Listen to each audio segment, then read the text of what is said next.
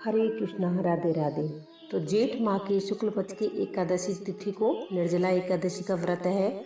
यह व्रत 30 मई 2023 को दोपहर 1:07 से शुरू होगा और 31 मई दोपहर 1:45 पर खत्म होगा। उदया तिथि के अनुसार इस साल निर्जला एकादशी 31 मई 2023 दिन बुधवार को मनाई जाएगी। निर्जला एकादशी का व्रत का पारण का मुहूर्त गुरुवार 1 जून को सुबह 5:24 से 8:10 तक रहेगा। इस मुहूर्त में आप कभी भी अपने व्रत का पारण कर सकते हैं। खास बात यह है दोस्तों कि यह एकादशी जो साल की 24 एकादशी आती है उनसे सबसे बड़ी एकादशी है और हमारा जो महीना मल का बढ़ जाता है उसमें 2 एकादशी हो जाती हैं, तो टोटल ये 26 एकादशियाँ होती हैं। तो उनमें सबसे बड़ी एकादशी यही है। जो साल भर की एकादशी का व्रत नहीं कर सकता, यह उनके लिए होती है। तो एक एकादशी का व्रत करने से, इस निर्जला एकादशी का व्रत करने से दोस्तों सारी एकादशियों को, पूरी साल की जो एकादशी होती है उसका फल हमको प्राप्त हो जाता है। और जो एकादशी का व्रत निर्जल करता है वह स्वर्ग को जाता है, उन्हें मोक्ष प्राप्त होता है। अब हम एकादशी व्रत की आपको कथा सुनाते हैं। जेठ शुक्ल पक्ष निर्जला एकादशी। भगवान श्री कृष्ण धर्मराज युधिष्ठिर से बोले, हे राजन, श्री सूत जी ने इस एकादशी की कथा अनेक ऋषि मुनियों को कही थी। एक बार पांडु पुत्र भीम ने भी अपने पूज्य पितामह जी व्यास जी से निर्जला एकादशी की कथा का वृत्तांत जानने की जिज्ञासा प्रकट की। तब सभी शास्त्र व वेदों के मर्मज्ञ वेद जी ने कहा, जेठ के शुक्ल पक्ष और कृष्ण पक्ष इन दोनों की एकादशियों को व्रत में हमको भोजन नहीं करना चाहिए। द्वादशी को स्नान आदि से पवित्र होकर भगवान केशव की पूजा करके सबसे पहले ब्राह्मणों को भोजन कराकर अंत में हमको स्वयं को भोजन ग्रहण करना चाहिए।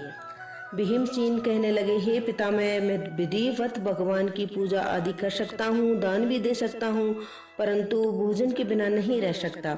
इस पर व्यास जी कहने लगे, हे भीमसेन, यदि तुम नरक को बुरा और स्वर्ग को अच्छा समझते हो तो प्रति मास की दोनों एकादशियों को अन्न ग्रहण मत किया करो। भीम कहने लगे, हे पितामह, मैं तो पहले से कह चुका हूँ कि मैं भोजन के बिना नहीं रह सकता, क्योंकि मेरे पेट में वृक नामक अग्नि सदा प्रज्वलित रहती है। भोजन करने से वह शांत रहती है। अतः आप मुझको कोई ऐसा व्रत बताइए जो वर्ष में केवल एक बार ही करना पड़े, मुझको स्वर्ग की प्राप्ति हो जाए। श्री व्यास जी कहने लगे, हे पुत्र, बड़े बड़े ऋषियों ने अनेक शास्त्र आदि बनाए हैं। उन शास्त्रों में भी लिखा है, हे मनुष्य को दोनों पक्षों की एकादशियों का व्रत करना चाहिए, उनसे उन्हें स्वर्ग की प्राप्ति होती है। श्री व्यास जी के वचन सुनकर भीमसेन नरक में जाने के भय से भयभीत हो गए और कांप कर कहने लगे, अब मैं क्या करूं? मास में 2 व्रत में नहीं कर सकता, अतः आप मुझे वर्ष में कोई एक व्रत बताइए जिसको करने से मेरी मुक्ति हो जाए। यह सुनकर व्यास जी बोले, जेठ मास में सूर्य वृष राशि पर हो या मिथुन राशि पर हो, शुक्ल पक्ष की जो एकादशी आती है, तुम उस एकादशी को निर्जल व्रत करो। इस एकादशी के व्रत में स्नान और आचमन के अलावा जल वर्जित है, इसलिए इसे निर्जला एकादशी कहते हैं। आचमन में 6 माह से जल के अधिक नहीं होना चाहिए, अन्यथा वह माघ पान के सदृश हो जाता है। यदि दिन में भोजन करने से व्रत नष्ट हो जाता है। यदि एकादशी को सूर्योदय से लेकर द्वादशी के सूर्योदय तक जल ग्रहण न करें, उसी सारी एकादशियों का व्रत का फल मिलता है। द्वादशियों को सूर्योदय से पहले उठकर स्नान आदि करके ब्राह्मणों को दान आदि देना चाहिए। इसके पश्चात भूखे ब्राह्मणों को भोजन कराएं, फिर स्वयं भोजन करें। इस एकादशी का फल वर्ष की संपूर्ण एकादशियों के फल के बराबर होता है। व्यास जी कहने लगे, हे भीमसेन, यह मुझको स्वयं भगवान ने बतलाया। इस एकादशी का पुण्य समस्त तीर्थ और दानों से भी अधिक होता है। केवल एक दिन मनुष्य निर्जल रहने से पापों से मुक्त हो जाता है। जो मनुष्य निर्जला एकादशी का व्रत करते हैं उनको मृत्यु के समय यमदूत आकर नहीं घेरते, वरन भगवान के पार्षद उनके पुष्पक विमान में ही बिठाकर स्वर्ग ले जाते हैं। अतः संसार में सबसे श्रेष्ठ निर्जला एकादशी का व्रत है, इसलिए यत्न पूर्वक इस व्रत को करना चाहिए। उस दिन ओम नमो भगवते वासुदेवाय के मंत्र का उच्चारण करके गोदान करना चाहिए। इस प्रकार व्यास जी की आज्ञानुसार भीमसेन ने इस व्रत को किया, इसलिए इस एकादशी को भीमसेन या पांडव एकादशी भी कहते हैं। निर्जला व्रत करने से प्रथम भगवान का पूजन करके वह यह प्रार्थना करें, हे भगवान, आज मैं श्रद्धा पूर्वक निर्जल व्रत रखकर दूसरे दिन भोजन करूंगा, अतः आपकी कृपा से मेरे सब पाप नष्ट हो जाएं। इस दिन जल से भरा हुआ एक गढ़ा वस्त्र ढककर स्वर्ण सहित दान करना चाहिए। जो मनुष्य इस व्रत को दोपहर यानी स्नान तप आदि करते हैं उनको करोड़ों फल सोने के दाने के फल के बराबर मिलता है।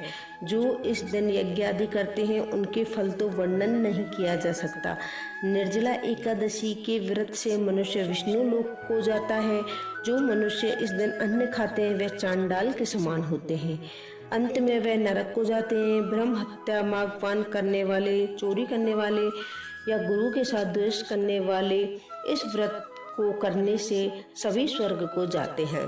भीमसेन श्रद्धा पूर्वक इस व्रत को करने से प्रथम भगवान का पूजन, फिर गोदान, ब्राह्मणों को मिष्टान व दक्षिणा देनी चाहिए तथा जल से भरे कलश को दान अवश्य करना चाहिए। निर्जला एकादशी के दिन अन्य वस्त्र, पात्र, उपानहा यानी जूती आदि का दान भी करना चाहिए। जो मनुष्य भक्तिपूर्वक इस कथा को पढ़ते हैं या सुनते हैं उनको निश्चय ही ईश्वर की प्राप्ति होती है। फलहार, इस दिन आम यानी कैरी का सागर लेना चाहिए। दूध, आम और उनसे बने पदार्थ हम सागर के रूप में ले सकते हैं। राधे।